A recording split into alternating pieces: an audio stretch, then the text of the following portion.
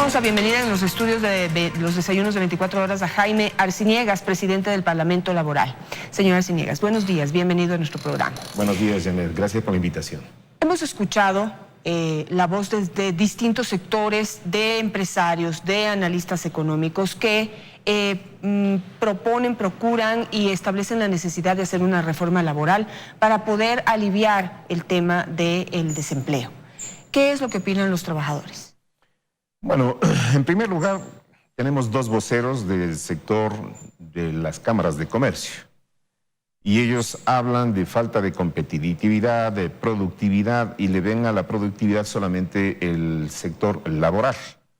Nosotros creemos que están regresándose algo más de 133 años cuando se está planteando, por ejemplo, el incremento de la jornada laboral a 12 horas diarias. Recuérdese que una de la lucha principal de los obreros fue por conseguir la distribución horaria 8 para el trabajo, 8 para la familia y 8 para el descanso. Pero no solamente es eso.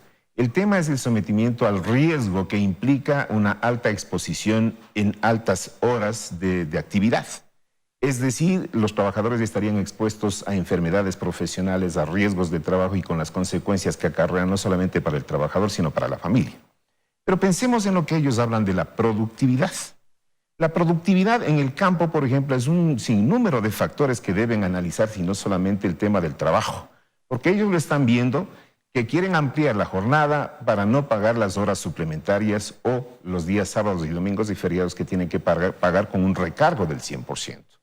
Entonces, cuando vemos el interés de los dos líderes de las cámaras de comercio, podemos nosotros mirar exactamente qué es lo que está sucediendo en el mercado laboral. ¿Para qué? Si bien es cierto, tenemos tasas de desempleo y de subempleo que son cada vez crecientes, tenemos que mirar también el nicho de consumo, porque ¿qué saco produciendo si no va a haber quien compre?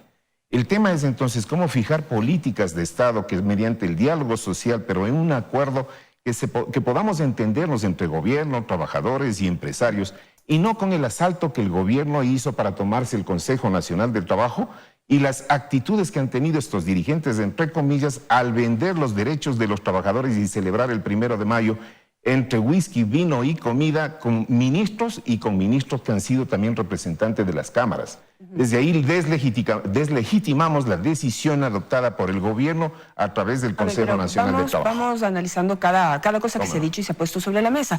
Se ha dicho, por ejemplo, que los derechos laborales adquiridos, que están garantizados por la Constitución, van a ser respetados. Es decir, a toda la gente que hoy ya tiene trabajo, a esas personas se les va a respetar las condiciones en las que adquirieron ese trabajo. Es decir, todo lo que es los sobresueldos, las horas extras, las vacaciones, la jubilación, etcétera. Pero que tenemos una masa crítica ya de gente que no tiene trabajo y que podría optar por, digamos, distintas alternativas para poder acceder a un ingreso para sus familias. ¿Cómo hacemos? O sea, desde el sector de los trabajadores hablan en términos generales, como si a todos se les fuera a afectar. Y eso no es cierto. Bueno, de acuerdo con la Constitución, todos somos iguales y no podrían haber dos regímenes distintos para una misma actividad. Quiero decir, nadie tiene más derechos que otro y otro menos derechos que los ecuatorianos. Y cuando usted habla sobre el tema de derechos adquiridos, evidentemente la Constitución habla de la progresividad de los derechos y no de la regresividad de los derechos. Y lo que se está pretendiendo hacer es mirar solamente la competitividad, reduciendo esos derechos ya adquiridos por los trabajadores, no solamente por norma constitucional, sino también por tratados internacionales. Y por lo tanto nosotros tenemos que cumplir con esas normas. Ahora, debe llamarnos a nosotros, por ejemplo, la preocupación de generar empleo para quienes no la tienen, eso sin duda alguna. Y por eso es que lo que planteamos es que debe haber una legitimidad de representación de los interlocutores, quiero decir, el sector de las cámaras de la producción, particularmente el sector industrial. Yo no le he escuchado decir absolutamente nada sobre el tema, sino me parece que es más bien un interés sesgado desde las cámaras de comercio, que dicho sea de paso, si usted mira las estadísticas de cómo ha ido evolucionando la rentabilidad de las empresas, quiero decir, desde el 2008 hasta el 2014, 2015 más o menos, y le voy a dejar unos documentos, del 2015 en adelante, donde dicen que empezó la crisis. La crisis en el país realmente no existe, porque la crisis deberíamos estar sufriendo todos. Lo que hay es un déficit en la caja fiscal, porque la rentabilidad de las empresas en el periodo 2008-2014 han sido extremadamente, extraordinarias.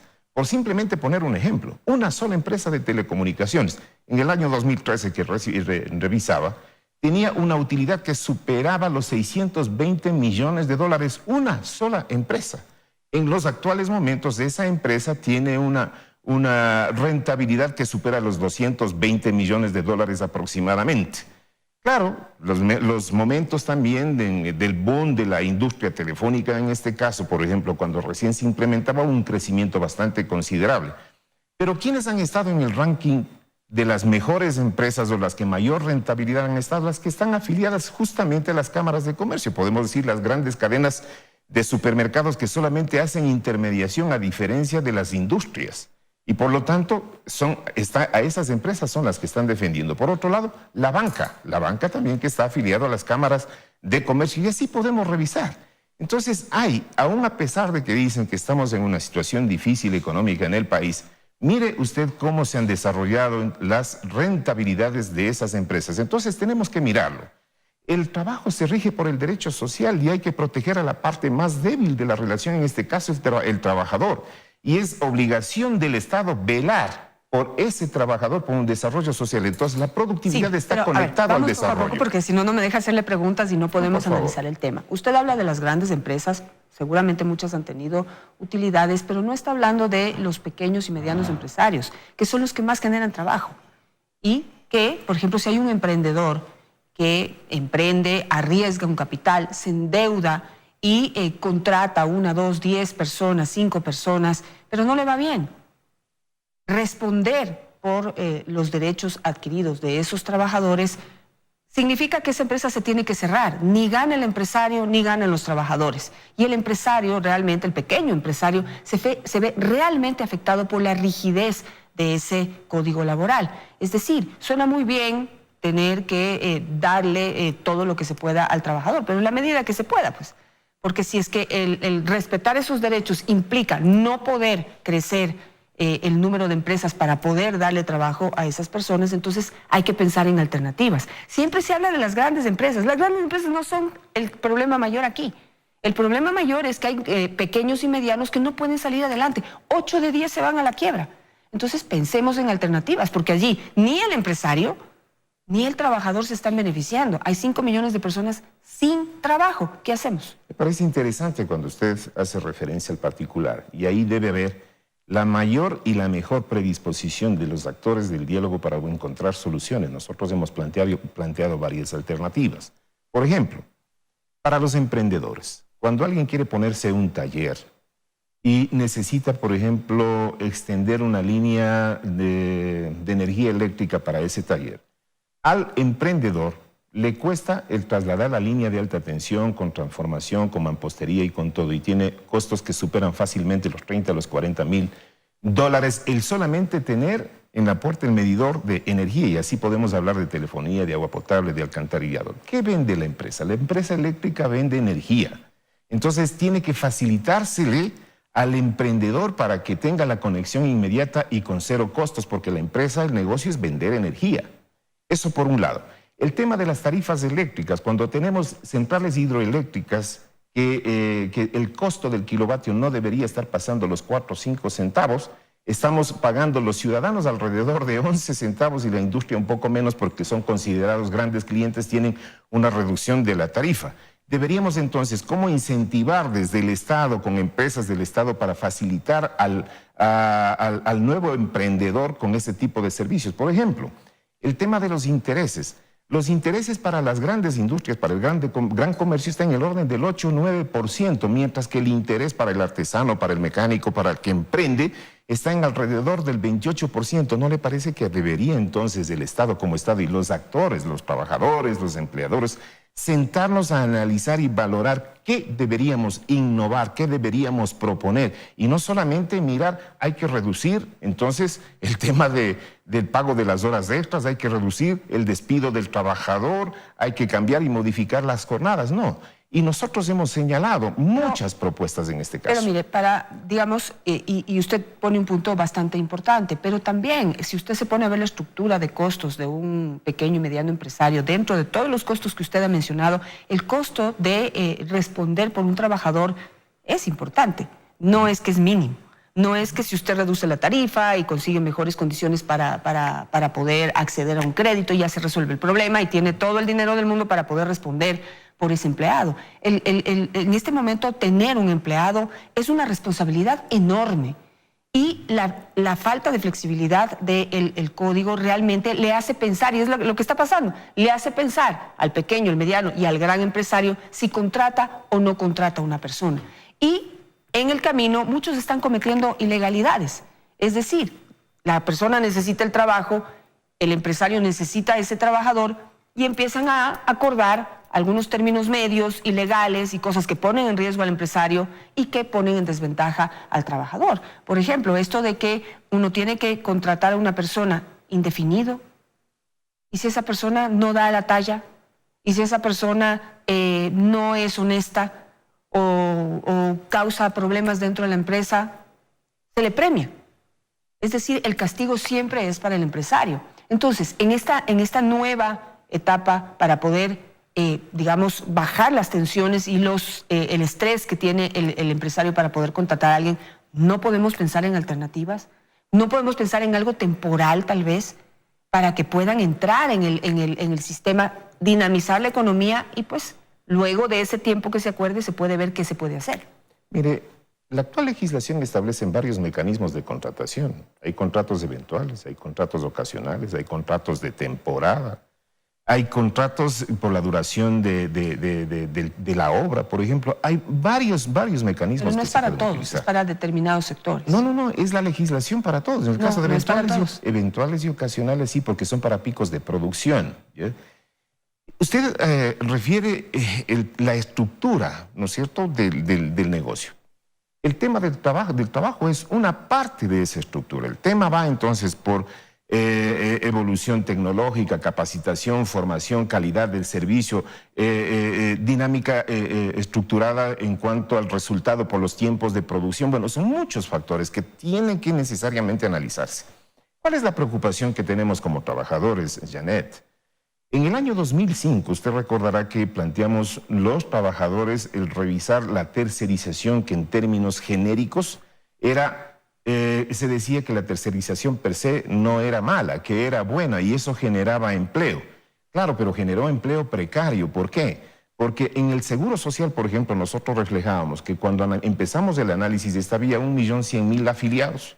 Cuando se estructuraba bajo tres conceptos la tercerización genérica, esto es, colocación, intermediación y tercerización, en el momento que se rompió la cadena esta que se tenía de la tercerización y se establecieron estos mecanismos, la seguridad social creció a 2.200.000, es decir, más de 1 millón de ecuatorianos estaban bajo la tercerización sin relación de dependencia, sin seguridad social, sin protección y más. Y luego vino ya con el gobierno del presidente Correa y se terminó el tema y pasamos a 3.300.000, 3.400.000. Aquello que debió haber sido excepcional se hizo norma y por lo tanto habían trabajadores que laboraron 20, 30 años sobre eso porque para el 2005 ya tenía 33 años de vigencia. Nunca se jubilaron, nunca estuvieron protegidos. Entonces, nuestro deber como dirigentes es velar por los derechos de los trabajadores. A los trabajadores nos interesa que la empresa se fortalezca, que la empresa tenga un buen mercado, porque la estabilidad y el crecimiento de la empresa permite también estabilidad del trabajador. El desarrollo de la empresa implica desarrollo social para sus trabajadores y tenemos que entender que no desde el interés político del gobierno, porque los actuales dirigentes, entre comillas, del Consejo Nacional del Trabajo son trabajadores, entre comillas, que se han vendido a los intereses del gobierno más que de los empresarios y de los trabajadores. Por eso es que el FUT está cuestionando y nosotros hemos dicho frontalmente, jamás aplaudiremos a aquellos que están eliminando los derechos de los trabajadores. Y estamos dispuestos, y hemos dicho, inclusive con el apoyo y la asistencia de un organismo especializado sobre la materia, la Organización Internacional del Trabajo, sentémonos, actuemos de buena fe, comprendamos que hay una alta tasa de subempleados y desempleados que necesitan empleo, pero que no sea la viveza criolla ni el interés político que interponga entonces al interés social de todos los ciudadanos. Sí, definitivamente un capítulo como el de la tercerización no se puede volver a repetir. Pero pues, de acuerdo a lo que dicen los analistas, quizá la tercerización en papel, en propuesta, en proyecto, no era tan mala como lo que realmente se vio ya sobre el camino, ¿no? Es decir, abusaron, hubo una falta de control por parte de la autoridad, hubo tal vez complicidad de parte de la autoridad y eso obviamente terminó perjudicando a los trabajadores. Creo que todos estamos de acuerdo en que eso no puede volver a suceder y si se está planteando en este momento alternativas para los trabajadores, no puede volverse la norma general ni tampoco puede volverse un sistema de abuso y de perjuicio al sector más vulnerable, que en este caso son los trabajadores. Pero tomando sus palabras, ¿ustedes estarían dispuestos a sentarse en una mesa de negociación para poder llegar a un acuerdo en donde ambas partes puedan ganar? Yo diría que las tres partes, porque es interés del Estado, en este caso el gobierno como administrador también, de velar por el interés del crecimiento de las empresas, pero también velar por el desarrollo social de sus trabajadores y que el producto en definitiva también sea accesible a los ciudadanos. O sea, no podemos desconectar al consumidor de la producción. Y por lo tanto nosotros estamos dispuestos ciertamente, pero que tampoco a pretexto de que los acuerdos con el Fondo Monetario Internacional y la suscripción de la Carta de Intención le obligue al Estado que en 45 días tenga que tratarse con el carácter económico urgente en la Asamblea. Yo les hago un llamado a los asambleístas también y al nuevo presidente de la Comisión de Derechos de los Trabajadores y Seguridad Social. No se puede atropellar en el tiempo por cumplir las órdenes del Fondo Monetario Internacional, sino que hay que velar por los ciudadanos y eso debe llevarnos a todos entonces en una gran cruzada para encontrar soluciones. Hay propuestas por parte de los trabajadores, sin duda alguna, pero no es la única, la que están planteando los empresarios, de eliminar las horas extraordinarias, de extender la jornada laboral poniendo en riesgo a los trabajadores, de eliminar tampoco la estabilidad de los trabajadores igualmente. Entonces, se puede dialogar sin duda alguna, pero siempre partiendo de la buena fe de los actores. En ese sentido, simplemente dos apuntes. El tema del Fondo Monetario Internacional, o sea, también se debe considerar la situación económica que tiene el país. No podemos seguir pidiendo prestado a China o a cualquier otro país que nos pone en condiciones mucho más en desventaja de las que está poniendo en este momento el Fondo Monetario. Entonces, podrían considerar los tiempos también que se ha puesto para que nos puedan inyectar de recursos y en ese camino llegar a un acuerdo. O sea, tomar posturas extremas, ideológicas, en este momento creo que no nos aporta absolutamente a nadie. Necesitamos solucionar, necesitamos tomar en cuenta que necesitamos pagar la plata que se endeudó Correa. ¿Sí? Ahorita tenemos que pagar 11.000 millones de dólares cada mes. Es una cifra real. Nadie se está inventando nada. Si no pagamos, nos va peor. Sí. Pero por otro lado, también hay que considerar todos los elementos y las consideraciones, digamos, que todos los sectores quieren poner sobre la mesa. Justamente por eso, Janet, y cuando hablo que el trabajo se rige por el derecho social, hay que pensar no solo en el trabajador, sino en la familia. Y por lo tanto es responsabilidad del Estado. Entonces, necesitamos Estado también para tener un control sobre las empresas y que asimismo la distribución de la riqueza vaya por la vía fiscal que le permita al ciudadano de a pie tener derecho a la educación, a la salud, a la vivienda, al bienestar. Y no solamente pensar en la acumulación del capital, y se los digo con el mayor de los respetos. No estamos en contra de que las empresas ganen, pero sí que las empresas asuman la tan decantada responsabilidad social que se ha hablado todo el tiempo. Entonces es momento de actuar de buena fe, con responsabilidad con el país y responsabilidad con la sociedad. Y el rol del Estado, por supuesto, también de regular todo aquello que implique un mejor estándar de vida para todos los ciudadanos, no solamente para un sector. Claro, pero en esto acuérdese también de los medianos y pequeños. Sí. Entonces se podría establecer un sistema en donde todos se la juegan o todos ganan o también todos pierden. Porque esa es la cosa. No puede ser posible de establecer un sistema en donde solamente el emprendedor pierde, o el pequeño, el mediano empresario y el gran empresario también, solo ellos pierden, ¿sí? Ver sus utilidades, digamos, dejemos de lado a las grandes empresas, pero los medianos y pequeños solo ellos pierden. El trabajador no pierde jamás. Hay que indemnizarle, hay que garantizarle, hay que darle seguridad, hay que darle estabilidad, hay que compensarle por que me fue mal a mí. ¿Se puede pensar en un sistema mucho más justo para todos? Mire, claro que sí, y esto ha sucedido. Lo que pasa es que no hemos tenido nosotros la oportunidad de transmitir lo que hacen los trabajadores en las empresas cuando tienen dificultades económicas. Yo recuerdo, por ejemplo, cuando el boom del ingreso de los autos ensamblados chinos que venían baratos y teníamos industrias aquí ensambladoras, porque no somos fabricantes cuando teníamos dificultades que no podían la empresa poner en el mercado los vehículos por los altos costos que representaban, con los trabajadores se reunieron a analizar y valorar qué procesos productivos podemos nosotros optimizar y de qué manera podemos impulsar la venta de nuestros productos demostrando la calidad frente a los productos que venían importados. Y mire, se trabajó en conjunto entre trabajadores, empleadores, se diseñó una política de promoción utilizando los mismos medios de comunicación y levantamos a esa empresa. Es más, los trabajadores en ese momento dijeron, vamos a la empresa, vamos a reducir de 8 horas a 6 horas la actividad porque nada sacamos laborando 2 horas más y no podemos vender. Mire lo interesante que es las capacidades de los trabajadores también puestas a prueba para desarrollar la empresa y reflotó esa empresa y después tuvieron utilidades. Todo es posible, Janet. Me voy a quedar con ese mensaje positivo que me da esperanza de que sí pueden sentarse en una mesa de negociación y pensar en un sistema en donde todos puedan ganar. Gracias, señor Ciniegas, por estar esta mañana con nosotros.